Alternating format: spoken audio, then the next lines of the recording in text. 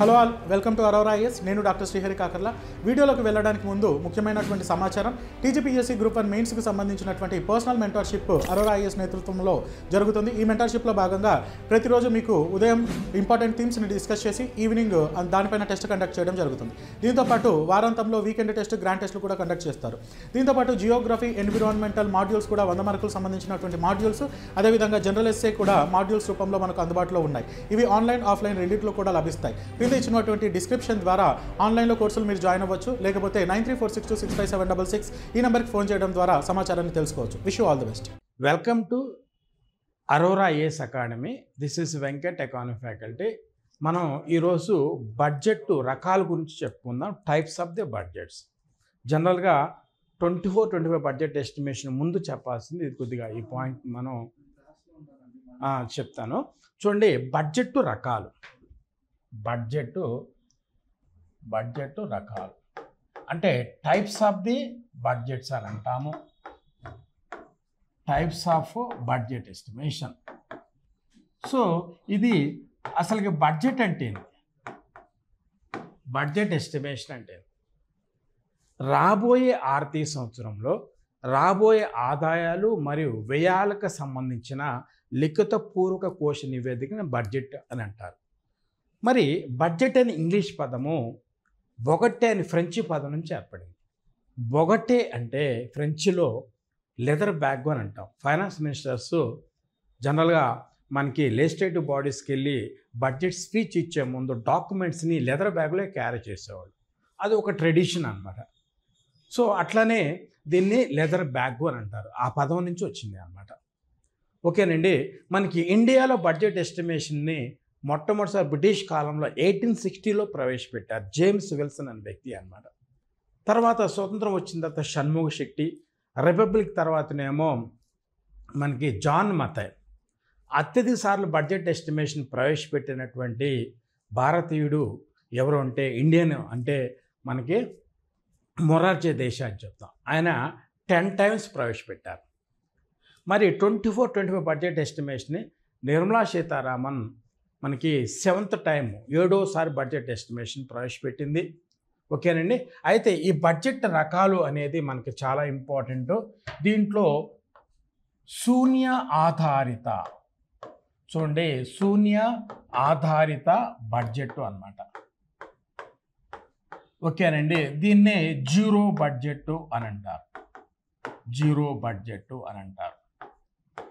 మరి ఈ zero budget ఏంటి అంటే దీనికి డెఫినేషన్ ఏంటి అంటే గత బడ్జెట్లో కేటాయింపులతో సంబంధం లేకుండా కొత్తగా కేటాయింపు చేసే బడ్జెట్నే మనకి జీరో బడ్జెట్ అంటే గత బడ్జెట్తో సంబంధం ఉండదు. అసలుకి ఆ కేటాయింపులతో సంబంధం లేకుండా అన్నమాట. నూతనంగా ఫ్రెష్గా అలాట్మెంట్స్ అనేది కేటాయించేస్తారు. మరి ఇది ఎప్పుడు ప్రవేశపెట్టారు అంటే 1986-87 మరి దీన్ని VP Singh, Vishwanath Pratap Singh. So VP Singh అనే వ్యక్తి దీన్ని మొట్టమొదటిసారి బడ్జెట్ ఎస్టిమేషన్ని ప్రవేశపెట్టారు అన్నమాట. ఓకేనండి. సరే, దీని తర్వాత మనకి సాధారణ బడ్జెట్ అనేది ఇంకోటి ఉంది. మరి ఈ అంటే జనరల్ బడ్జెట్ అని అంటాం. దీన్నే మనకి జనరల్ బడ్జెట్ అని అంటాం. General budget. So general budget అంటే ఏంది?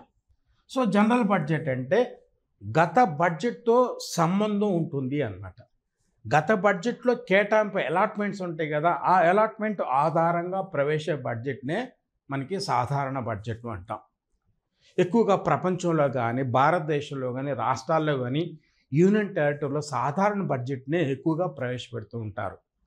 ఇప్పుడు 2024-25 నిర్మలా సీతారామన్ తన 7వ బడ్జెట్ను ప్రవేశపెట్టారు. అది కూడా సాధారణ బడ్జెట్. మరి తెలంగాణలో కానీ ఆంధ్రాలో కానీ ప్రవేశపెట్టినటువంటి బడ్జెట్లు కూడా 2024-25కి ఎన్ని సాధారణ బడ్జెట్ అంటే గత బడ్జెట్లో ఉన్న అలాట్మెంట్స్ అంటే కేటాయింపులతో సంబంధం ఉన్నటువంటి కేటాయింపులు ఉంటాయి అన్నమాట. దాని కంటిన్యూషన్ ఉంటుంది. ఓకేనండి. ఇప్పుడు మనకి దీంట్లో 2024-25 దీన్ని మనం సాధారణ బడ్జెట్ అని అంటాం. నెక్స్ట్ మూడోది తీసుకుందాం, బహు బడ్జెట్ అని అంటారు. బహు బడ్జెట్ అంటే మల్టిపుల్ బడ్జెట్ అంటాం. మల్టిపుల్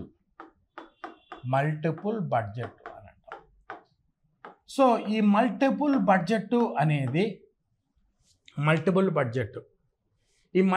బడ్జెట్ అంటే ఒకటి కంటే ఎక్కువ బడ్జెట్లు. అంటే ఏంటి? జనరల్గా మనకి 1924 నుంచి 2017-18 మధ్యకాలంలో, అంటే 93 ఇయర్స్ అన్నమాట. 93 ఇయర్స్ బహు బడ్జెట్ని ప్రవేశపెట్టారు. అంటే 1924లో రైల్వే బడ్జెట్ ఎస్టిమేషన్ని ప్రవేశపెట్టారు. మరి జనరల్ బడ్జెట్ అంటే రైల్వే బడ్జెట్ మరియు జనరల్ బడ్జెట్ ఎస్టిమేషన్ రెండింటిని సపరేట్ చేశారు. 1924 నుంచి రైల్వే బడ్జెట్ని, జనరల్ బడ్జెట్ని సపరేట్ చేశారు. ఈ రెండు బడ్జెట్ని ప్రవేశపెట్టేవారు ఒకే సంవత్సరంలో, ఒకే నెలలో, జస్ట్ వన్ డే గ్యాప్తో అన్నమాట. సో కాబట్టి మనకి 29 నుంచి 2017-18 వరకు ఎన్ని సంవత్సరాల పాటు బహు బడ్జెట్లు ఉన్నాయి అంటే 93 ఇయర్స్ అన్నమాట. అయితే జనరల్గా మనకి 1921లో గవర్నమెంట్ అనేది ఎక్వర్త్ కమిటీని అపాయింట్ చేశారు. సో ఎక్వర్త్ కమిటీ దేనికంటే రైల్వే బడ్జెట్ని జనరల్ బడ్జెట్ నుంచి సపరేట్ చేయాలనే ఉద్దేశంతో ఈ ఎక్వర్త్ కమిటీని అపాయింట్ చేశారు. ఎక్వర్త్ కమిటీ రికమెండ్ చేసింది, so India need separation of the railway budget and general budget. అయితే దీన్ని అమలు ఎప్పుడు పరిచయం అంటే 1924 నుంచి అన్నమాట. 1924 నుంచి రైల్వే బడ్జెట్ ఎస్టిమేషన్ని సపరేట్గా ప్రవేశపెట్టడం జరిగింది. ఓకేనండి.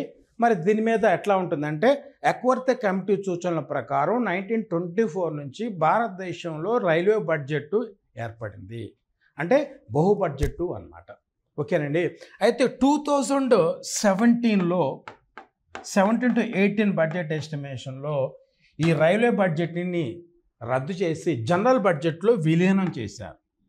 జనరల్ బడ్జెట్ ఎస్టిమేషన్లో దీన్ని విలీనం చేయడం జరిగింది.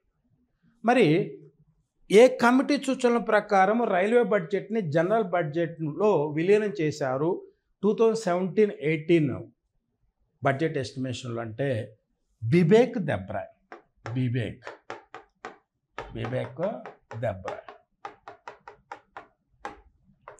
సో బిబేక్ దెబ్రాయ్ కమిటీ సూచనల ప్రకారము ఎక్వర్త్ కమిటీ సూచనల ప్రకారమేమో రైల్వే బడ్జెట్ని ప్రవేశపెట్టారు. మరి బిబేక్ దెబ్రాయ్ కమిటీ సూచనల ప్రకారము రైల్వే బడ్జెట్ జనరల్ బడ్జెట్లో విలీనం చేశారు. రెండు కమిటీలు మీరు గుర్తుపెట్టుకోవాలన్నమాట. ఇప్పుడు ప్రస్తుతం ఏక బడ్జెట్ ఉందా, బహు బడ్జెట్ అంటే ఏక బడ్జెటే ఉంది అన్నమాట. ఓకేనండి. మరి దీని తర్వాత నెక్స్ట్ వచ్చి తెలియకనేమో లింగ బడ్జెట్ అని అంటాం. అంటే జెండర్ బడ్జెట్ అన్నమాట. జెండర్ బడ్జెట్ ఎస్టిమేషన్ అంటే స్త్రీ సంక్షేమం కోసం ఎక్కువ కేటాయింపులు చేసే బడ్జెట్ని, స్త్రీ సాధికార సాధించడానికి ఎక్కువ కేటాయింపులు చేసే బడ్జెట్ని జెండర్ బడ్జెట్ అని అంటారు.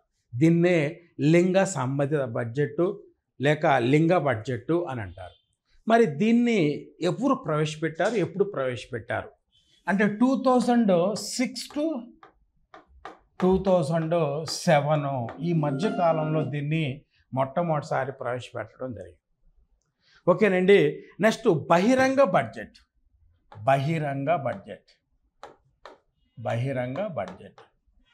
సో ఈ బహిరంగ బడ్జెట్ అంటే ఏనేదే చూద్దాం. బహిరంగ బడ్జెట్ అన్నమాట. సో దీన్ని ఓపెన్ బడ్జెట్ ఎస్టిమేషన్ అంటాం. అంటే బడ్జెట్ డాక్యుమెంట్స్ని తయారు చేసి దాన్ని పబ్లిక్ ముందుకు తీసుకొని వచ్చి సూచనలతో కొన్ని మార్పులు చేసి మనకి లెజిస్లేటివ్ బాడీస్లో బడ్జెట్గా ప్రవేశపెట్టే బడ్జెట్ని మనం బహిరంగ బడ్జెట్ అని అంటాం, ఓపెన్ బడ్జెట్ అని అంటాం. అంటే వీళ్ళు ఏం చేస్తారంటే ఈ బడ్జెట్ సూచనని అంటే ఒక నమూనాని ఒక మీడియా ద్వారా కానీ ఫ్రంట్ మీడియా ద్వారా కానీ పబ్లిక్ ముందు ఉంచుతారు. కొన్ని రోజులు టైం ఇస్తారు, సూచనలు తీసుకుంటారు, రికమెండేషన్స్ తీసుకొని దాన్ని మాడిఫికేషన్ చేసి మళ్ళీ చట్టసభల్లో అంటే మనకి లెజిస్లేటివ్ బాడీస్లో ప్రవేశపెడతారు అన్నమాట. మనకి మొట్టమొదటిసారి మనకి 2002-2003 బడ్జెట్ ఎస్టిమేషన్లో ఏపీ గవర్నమెంట్ ఉమ్మడి ఆంధ్రప్రదేశ్లో యనమల రామకృష్ణుడు ఈ మొట్టమొదటిసారి ఇట్లా బహిరంగ బడ్జెట్ని ప్రవేశపెట్టడం జరిగింది. ఈ బహిరంగ బడ్జెట్ అనేది సాధారణంగా స్విట్జర్లాండ్ దేశంలో ఉంటుందన్నమాట.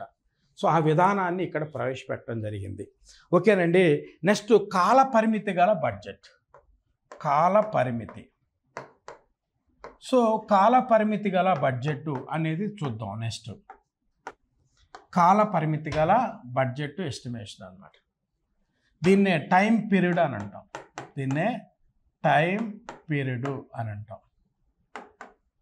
దీన్నే మనం టైం పీరియడ్ బడ్జెట్ ఎస్టిమేషన్ అంటాం. అంటే కాలం ఆధారంగా బడ్జెట్ ఎస్టిమేషన్ని ప్రవేశపెట్టడం. అంటే దీని టైం పీరియడ్ ఎలా ఉంటుంది? మరి ఇండియా తీసుకుందాం. ఇండియాలో సాధారణంగా ఒక 1 year అనేది ఉంటుంది. యుఎస్ఏ తీసుకుందాం. యుఎస్ఏలో వస్తేనేమో అక్కడ 6 months మాత్రమే ఉంటుంది బడ్జెట్ ఎస్టిమేషన్. మరి సింగపూర్ తీసుకుందాం. సింగపూర్ తీసుకుంటే అది అక్కడ వస్తేనేమో 2 years అనేది ఉంటుంది అన్నమాట. ఇట్లా కాల పరిమితి. భారతదేశంలో బడ్జెట్ అంచనా సాధారణంగా కాల పరిమితి ఎంత ఉందంటే 1 year అంటాం. 1 year అనేది మనకి ఇంటరిమ్ బడ్జెట్, మధ్యంతర బడ్జెట్ 6 months వ్యాలిడిటీ అనేది ఉంటుందన్నమాట. అది జనరల్గా మధ్యంతర బడ్జెట్ అనేది ఎలక్షన్స్ ముందు మాత్రమే ప్రవేశపెడుతూ ఉంటారు. ఓకేనండి. నెక్స్ట్ అనుబంధ బడ్జెట్. సో అనుబంధ బడ్జెట్ అనేది ఒకటి ఉంటుందండి. ఈ అనుబంధ బడ్జెట్ అనేది సప్లిమెంటరీ బడ్జెట్ ఎస్టిమేషన్ అంటాం. సప్లిమెంటరీ బడ్జెట్ ఎస్టిమేషన్ అంటాం. సో ఈ సప్లిమెంటరీ బడ్జెట్ ఎస్టిమేషన్ అంటే ఇప్పుడు యుద్ధ కాలంలో ప్రకృతి వైపరీత్యాలు ఏర్పడ్డప్పుడు, ఇప్పుడు ఉక్రెయిన్ రష్యా యుద్ధం జరుగుతుంది, అలాంటి సందర్భాల్లో లేక పెద్ద వరదలు వచ్చేసి దేశం అతలాకుతలమైనప్పుడు ఈ సప్లిమెంటరీ బడ్జెట్ ఎస్టిమేషన్ని ప్రవేశపెడతారన్నమాట. అంటే ఆల్రెడీ ఒక జనరల్ బడ్జెట్ని ప్రవేశపెడతారు. మరి ఏదైనా ప్రకృతి విపత్తు యుద్ధం జరిగినప్పుడు ఏం చేస్తారు, మళ్ళీ చేంజెస్ చేసుకుంటారు ప్లాన్స్ అనేది. అటువంటి టైంలో అంటే జనరల్ బడ్జెట్కి సప్లిమెంటరీగా ప్రవేశపెట్టే బడ్జెట్ ఎస్టిమేషన్ని మనం ఏమంటాము అంటే అనుబంధ బడ్జెట్ అంటాం. ఇది జనరల్గా ఇప్పుడు రష్యా అట్లా అమలు చేస్తూ ఉండొచ్చు, లేకపోతే ఉక్రెయిన్ ఇలాంటి దేశాల్లో మనం కనపడుతూ ఉంటుంది అన్నమాట. నెక్స్ట్ సంతులిత బడ్జెట్ అని అంటాం. సంతులిత బడ్జెట్ అంటే దీన్ని మనకి బ్యాలెన్స్డ్ బడ్జెట్ ఎస్టిమేషన్ అంటాం. బ్యాలెన్స్డ్ బడ్జెట్ ఎస్టిమేషన్ అని అంటాం. బ్యాలెన్స్డ్ బడ్జెట్ ఎస్టిమేషన్ అంటాం. అంటే బ్యాలెన్స్డ్ అంటే ఏంటంటే జనరల్గా మనకి ఆదాయము నెక్స్ట్ ఖర్చు సమానంగా ఉంటే దాన్ని ఏమంటామంటే సంతులిత. when the income and expenditure both are equal, when the income and expenditure when the both are equal, you can get the balanced budget estimation. Got the point? So ఇది జనరల్గా మనకి ఇది కనపడే సందర్భాలు తక్కువగా ఉంటుంది. దీని తర్వాత మనకి మిగులు బడ్జెట్ అని అంటాం. సో ఈ మిగులు బడ్జెట్ అనేది ఏంటో చూద్దాం. దీన్నే సర్ప్లస్ బడ్జెట్ అని అంటాం. Surplus budget estimation, budget estimation అన్నమాట. సర్ప్లస్ బడ్జెట్ ఎస్టిమేషన్ అని అంటాం. ఓకేనండి. ఈ సర్ప్లస్ బడ్జెట్ ఎస్టిమేషన్ ఏంటి అంటే, ఇక్కడ మనకి ఖర్చు కంటే ఆదాయం ఎక్కువగా ఉన్నప్పుడు, when the income is greater than the expenditure, you can get the surplus budget. ఇది చాలా తక్కువ సందర్భాల్లో రేరుగా అనేది కనపడుతుంది అన్నమాట. సో ఆదాయం ఎక్కువ ఉండాలి, ఖర్చు తక్కువ ఉండాలి, ఇలాంటి సందర్భాల్లో అన్నమాట.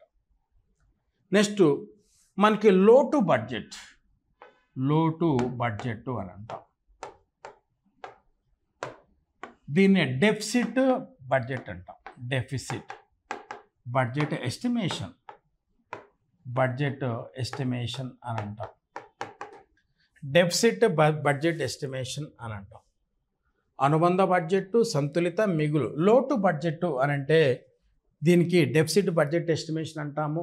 ఆదాయం కంటే ఖర్చు ఎక్కువగా ఉన్నప్పుడు, when the expenditure exceeds the income, we can get the deficit. దీన్నే మనం లోటు బడ్జెట్ అంటాం. దీన్ని కోశ లోటు అని కూడా అంటారు. మనకి ప్రపంచంలో కానీ, భారతదేశంలో కానీ, అన్ని రాష్ట్రాల్లో కానీ, యూనియన్ టెరిటరీలో సాధారణంగా ఈ లోటు బడ్జెట్ అనేది కనపడుతుంది అన్నమాట. ఇప్పుడు మనం తీసుకుందాం, మనకి 24-25 బడ్జెట్, జనరల్ బడ్జెట్లో నిర్మలా సీతారామన్ 48,20,000 అనేది బడ్జెట్ ఎస్టిమేషన్ చూసించింది. బడ్జెట్ అంటే టోటల్ ఎక్స్పెండిచర్ అనమాట. Over the period of 1 year, ఒక సంవత్సరం కాలంలో ప్రభుత్వం చేసే అన్ని రకాల ఖర్చుల్ని మనం ఏం చెప్తాము, బడ్జెట్ అని అంటాం. ఇక్కడ ఆదాయమేమో మనకి ఒక 32-33 lakh crores అనేది ఉంది అన్నమాట. మరి ఖర్చు ఏమో 48 lakh crores ఉంది. 48 lakh crores ఉంది. ఇక్కడ ఆదాయం కంటే ఖర్చు అనేది ఎక్కువగా ఉంది. కాబట్టి మనకి కోశలోటు అనేది భారతదేశంలో ఏర్పడుతుంది. ప్రతి సంవత్సరం కూడా కోశలోటు ఏర్పడుతుంది అన్నమాట. సో మరి కోశలోటు వల్ల ప్రమాదం ఏంటి? మరి దీన్ని మనం ఓవర్కమ్ కాలేమంటే ఎస్, దీన్ని ఓవర్కమ్ కాలేం. దీన్ని మనం ఓవర్కమ్ కాలేం. ఎందుకు అని అంటే జనరల్గా ప్రభుత్వానికి చాలా బాధ్యతలు ఉంటాయి. సబ్సిడీస్ ఇవ్వాలి, శాలరీస్ ఇవ్వాలి, డిఫెన్స్కి ఖర్చు ఉంటుంది, ప్రభుత్వం పథకాలకి ఖర్చు ఉంటుంది. విపత్తులు వచ్చినప్పుడు, కెలామిటీస్, ఫ్లడ్స్ కానీ సైక్లోన్స్ వచ్చినప్పుడు యుద్ధ ప్రతిపాదన ఖర్చు పెట్టాల్సి వస్తుంది. కాబట్టి లోటు అనేది సాధారణంగా కనపడుతుంది అన్నమాట. మరి ఈ కోశలోటు అనేది మంచిది కాదా అంటే మంచిది కాదు. Physical deficit is not the good to the economy.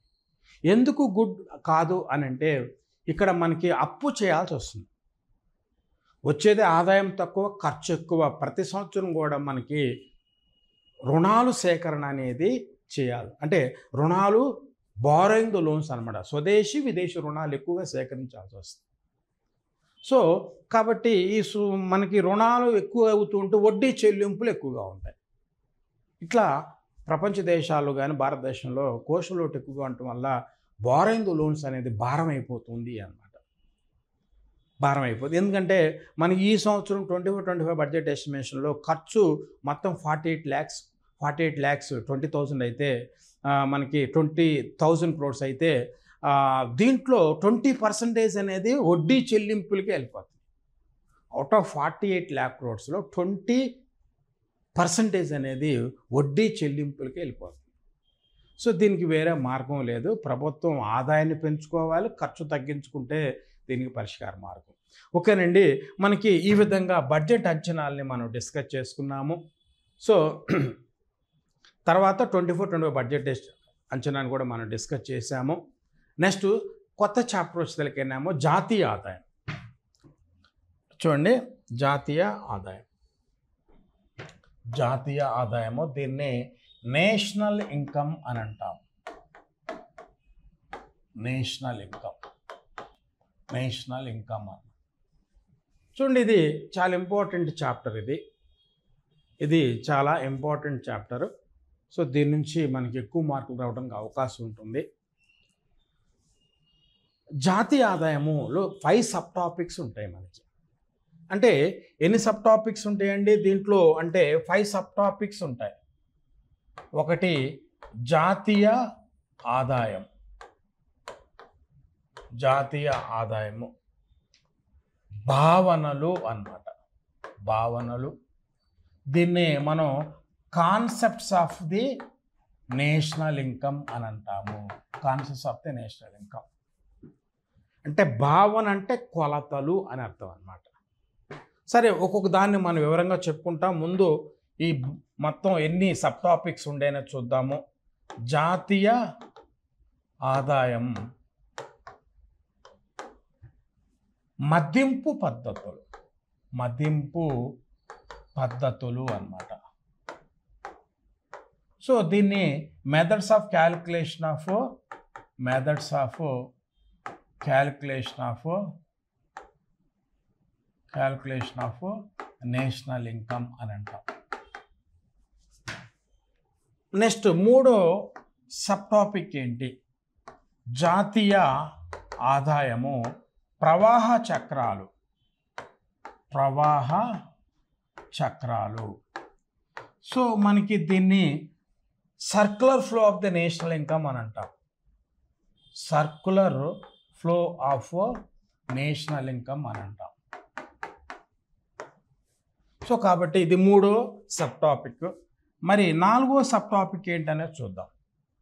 జాతీయ ఆదాయము, జాతీయ ఆదాయము, అంచనాలు, అంచనాలు. దీన్ని మనం estimation of the national income అని అంటాం.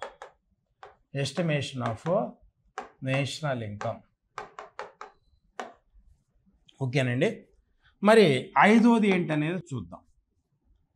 జాతీయ ఆదాయము, ధోరణులు. జాతీయ ఆదాయం జాతీయ ఆదాయం ధోరణులు అన్నమాట.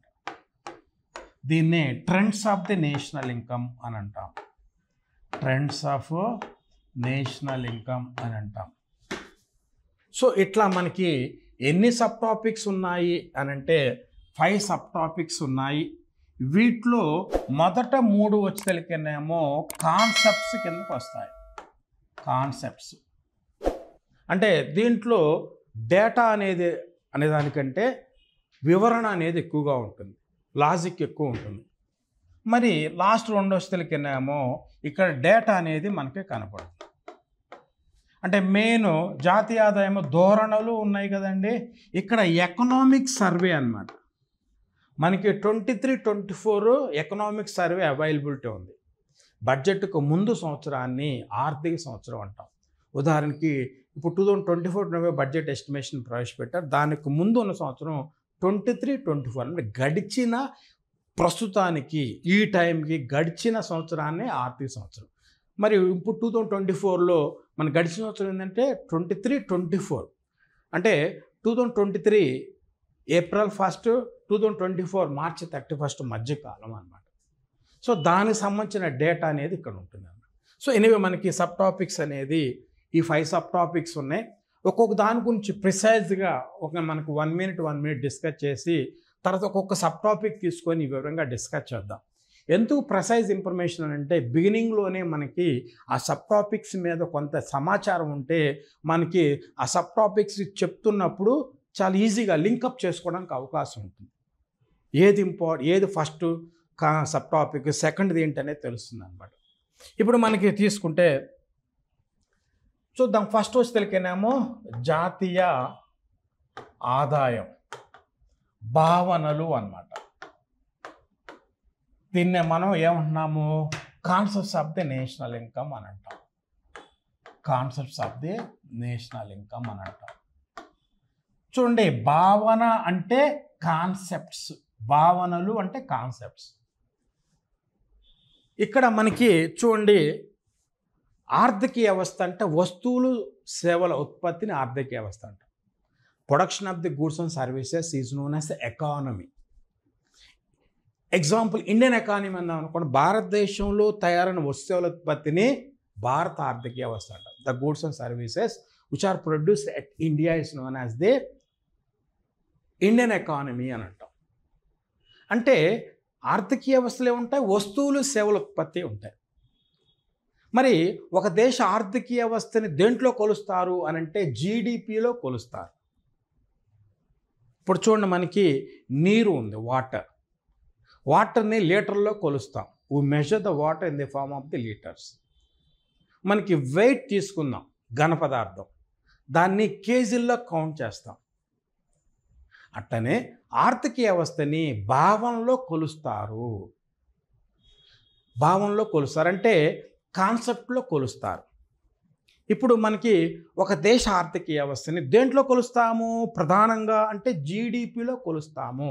దీన్నే మనం గ్రాస్ డొమెస్టిక్ ప్రొడక్షన్ అంటాం. గ్రాస్ డొమెస్టిక్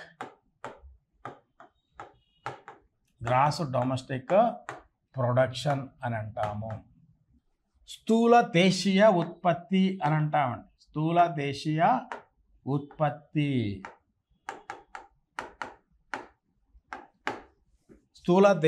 ఉత్పత్తి అని చెప్పుకుంటాం.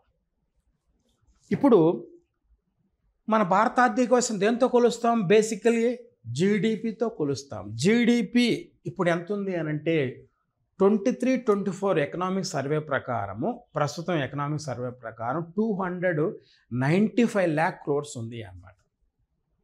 295 lakh crores ఉంది మన జీడిపి. ఇప్పుడు ప్రపంచంలో అతిపెద్ద లార్జెస్ట్ ఎకానమీ ఏది అని అంటే జీడిపి ద్వారా తెలుసుకుంటాం. అమెరికా జీడిపి అనేది లార్జెస్ట్ అన్నమాట. దాదాపుగా $26 trillion ఉంటుంది. $26 trillion. మరి సెకండ్ ప్లేస్ వచ్చి తెలికినామో మనకి China, third Germany, fourth Japan, fifth India అన్నమాట. సో ఆర్డర్లో అన్నమాట. అంటే దీన్ని బట్టి మనకేమర్థం అవుతుంది? ఒక దేశం యొక్క ఆర్థిక వ్యవస్థని, ఎకానమీ ఆఫ్ ఏ కంట్రీని జీడిపిలో కొలుస్తారు. అంటే జీడిపి అనేది ఒక కొలత, ఏ కైండ్ ఆఫ్ మెజర్మెంట్గా మనం చెప్పుకుంటాం. అన్నమాట. పాయింట్ అర్థమవుతుందండి? ఇట్లా స్థూల దేశీయ ఉత్పత్తి అన్నమాట. అంటే ఈ భావంలో అన్నమాట. ఇప్పుడు చూడండి, లీటర్స్ 1 లీటర్, 2 లీటర్, 3, 4, 5, 6 అట్లనే భావనలో కూడా చాలా భావనలు ఉంటాయి. అంటే మనకి సపోజ్ జీడిపి అనేది ఒక భావన, జిఎన్పి అనేది గ్రాస్ నేషనల్ ప్రొడక్షన్ అనేది ఒక భావన, ఎన్డిపి అనేది ఒక భావన, నెక్స్ట్ ఎన్ఎన్పిఎఫ్సి అనేది ఫ్యాక్టర్ కాస్ట్ అన్నమాట. Net domestic production, net national production factor cost. Next private ఆదాయం, ప్రైవేట్ ఇన్కమ్ అంటాం, దీన్ని ప్రైవేట్ ఆదాయము అని అంటాము. నెక్స్ట్ వచ్చేసరికినేమో వెస్టీ ఆదాయం. అంటే మనం దీన్ని వెస్టీ ఆదాయాన్ని ఏమంటారంటే పర్సనల్ ఇన్కమ్ అని అంటాం. తర్వాత చివరిగా వచ్చేసరికినేమో అంటే జాతీయ ఆదాయం భావంలో 7 ఉన్నాయి. వ్యయర్హ ఆదాయం అంటే దీన్నే మనం డిస్పోజబుల్ ఇన్కమ్ అని అంటాం. సరే, మనకి ఎన్ని భావనలు ఉన్నాయి అని అంటే మొత్తం 7 భావనలు ఉన్నాయి. 7 కాన్సెప్ట్స్ అనేది సాధారణంగా మనకి అందుబాటులో ఉన్నాయి అన్నమాట. 7 భావనలు ఉన్నాయి. భావన అంటే కొలత. సో ఈ భావనలో బేసిక్ ఏదని చెప్పుకున్నాము మనం? గ్రాస్ డొమెస్టిక్ ప్రొడక్ట్, స్థూల దేశీయ ఉత్పత్తి అని చెప్పుకుంటాం అన్నమాట. కాబట్టి ఇక్కడ ఒక్కొక్క భావన గురించి డిస్కస్ చేస్తే దాన్నే జాతీయ ఆదాయం భావనలు అని అంటాం. అంటే ఒక్కొక్క కాన్సెప్ట్ని డిస్కస్ చేస్తే అదేమవుతుందంటే concepts of the national income అనేది ఒక సబ్ టాపిక్ చెప్పినట్టు. ఇది చాలా టైం తీసుకుంటే, దీనికి జీడిపి జిఎన్కి తేడానే చాలా ఎక్కువ టైం తీసుకుంటుంది. కాబట్టి ఇది ఒక సబ్ టాపిక్ అన్నమాట. మనకి జీడిపి జిఎన్పి 2 నిర్వచనాలు వేరియేషన్ చెప్పుకుంటాము. తర్వాత ఎన్డిపి చెప్పుకుంటాము. ఎన్ఎన్పిఎఫ్సి అంటే net national production factor cost అంటే ఏంది, ప్రైవేట్ ఆదాయము, వెస్టీ ఆదాయం, ఒక్కొక్క దానికి నిర్వచనము, తర్వాత వివరణ, ఎక్స్ప్లెనేషన్ ఉంటుంది, ఎగ్జాంపుల్స్ అన్నీ మనం చెప్పుకుంటాం. ఇది ఒక సబ్ టాపిక్. ఓకేనండి. నెక్స్ట్ దీని తర్వాత నెక్స్ట్ సబ్ టాపిక్ ఏంటి అనంటే జాతీయ ఆదాయము మదింపు పద్ధతులు. జాతీయ ఆదాయం మదింపు పద్ధతులు.